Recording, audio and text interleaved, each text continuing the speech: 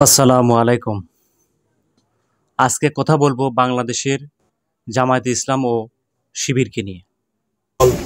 আরও যাচাই বাছাই করে আরও গবেষণা করে হয়তো সন্ধ্যায় এটা উত্তর দিবে।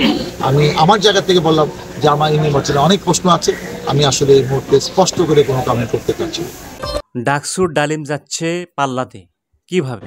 একজন শিক্ষার্থী তাকে যখন ব্যালট দেওয়া হয়েছে পেল সাদিক কাইম এবং ফরহাদের ব্যালটে আগে থেকে ক্রস চিহ্ন দেওয়া আছে।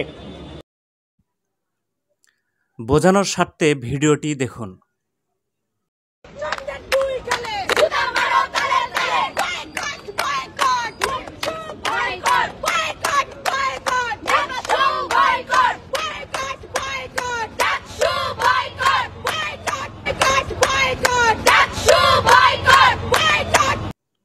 এই তিনটা ভিডিও ক্লিপ দেখানোর উদ্দেশ্য হলো আপনাদের মনের অবস্থার হিন্টস বা সারাংশ বের করা। আপনার কি মনে হয় এগুলো সত্য বলছে না মিথ্যা বলছে? ওরা কি স্লোগান দিলেন সেটা কিন্তু দেশের মানুষ পাত্তা দিচ্ছে না বা দিবে না। এর একমাত্র কারণ হলো ট্রেন্ডের বাংলা হলো প্রবণতা, আর এই প্রবণতার খাঁটি বাংলা হলো হুজুগে বাঙালি। আবার হুজুগে বাঙালি মানে হলো সত্য মিথ্যা যাচাই না করেই কোনো কিছুতে ঝাঁপিয়ে পড়া। কিন্তু জুলাই আগস্ট আন্দোলনের পর থেকে মানুষ সত্যটা বুঝতে শিখেছে, তাই সত্য এবং হুজুগে মিশে একত্রিত হয়ে একটা শক্তিশালী ট্রেন্ড তৈরি করেছে। আর এই ট্রেন্ড যারা অনুসরণ করবে তাদের তো জয় হবে, আর এই ট্রেন্ড যারা ফলো না করবে তাদের পরাজয় হবার সম্ভাবনা থাকে। আলোর পথে চলুন, হকের সাথে থাকুন। তাহলে এই ট্রেন্ডটা কি? এই ট্রেন্ডের প্রধান টপিক হলো ইন্ডিয়া বয়কট। হাসিনা এই ট্রেন্ড মানেনি, তাই জয় বাংলা হয়ে গেছে।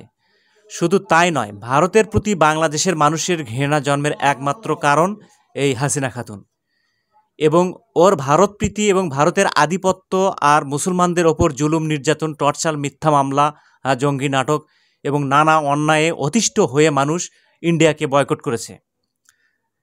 এত বেশি কথা বলার দরকার নাই। আপনার এলাকায় জিজ্ঞাসা করলেই আপনি জানতে পারবেন যে কিছু মোল্লা মৌলবী আছে যারা কিনা হাট বাজারে যেত, নিজের টুপিটা বাসায় খুলে রেখে যেত, অর্থাৎ টুপি পরে বাইরে বেরোতে ভয় করত। তাই এখন ইন্ডিয়া বয়কট মানেই হচ্ছে ট্রেন্ড, আর ইন্ডিয়া বয়কটই হচ্ছে প্রধান ট্রেন্ড।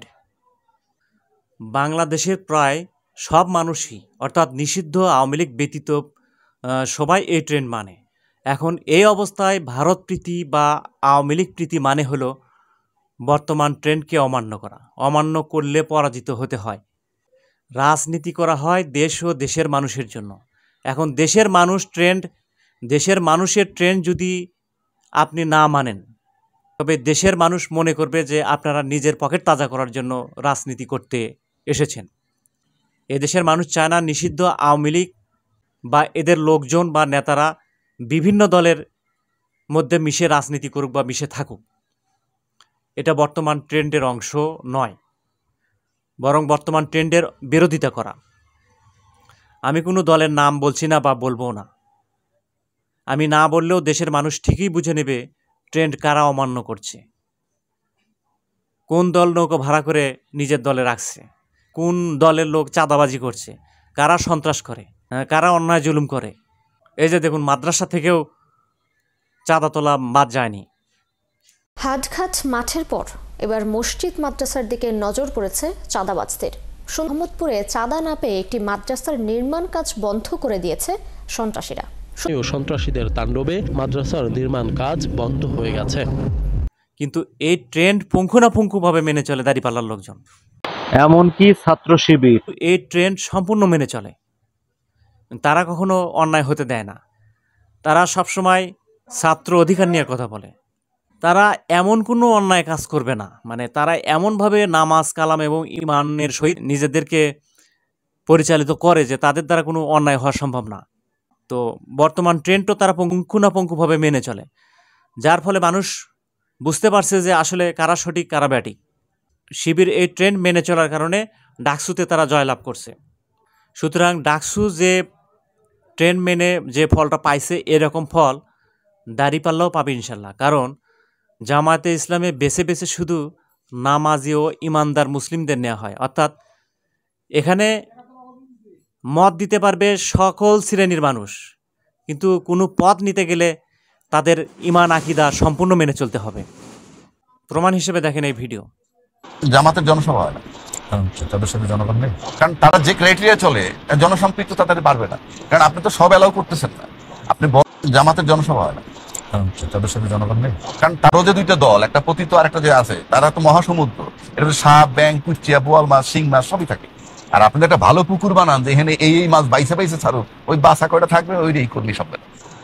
তো সুতরাং ঈমান আকীদা না মেনে যদি কোনো দলে লোক থাকে বা প্রবেশ করে, তাদের দ্বারা অন্যায় অবিচার হওয়ার সম্ভাবনা থাকে, যার কারণে এখানে ঈমান আকীদা না মানা পর্যন্ত কোনো লোক এখানে কোনো পদ পেতে পারে না। তাই এই পাল্লার দ্বারা কোনো আমানতের খেয়ানত হতে পারে না। তাই ডাকসুর মতো ভবিষ্যৎ ফল পেতে যাচ্ছে আমাদের এই পাল্লা। আল্লাহ হাফিজ, আসসালামু আলাইকুম। মহাবিশ্বে ভালো মন্দ যা কিছু সংঘটিত হয় তা মহান পবিত্র আল্লাহ পাকের ইচ্ছায়, এবং এই ভালো মন্দের বিচার বিশ্লেষণ করি আমরা। তাই আলোর পথে চলুন, হকের সাথে থাকুন। হক এন্টারটেইনমেন্ট আর্ট।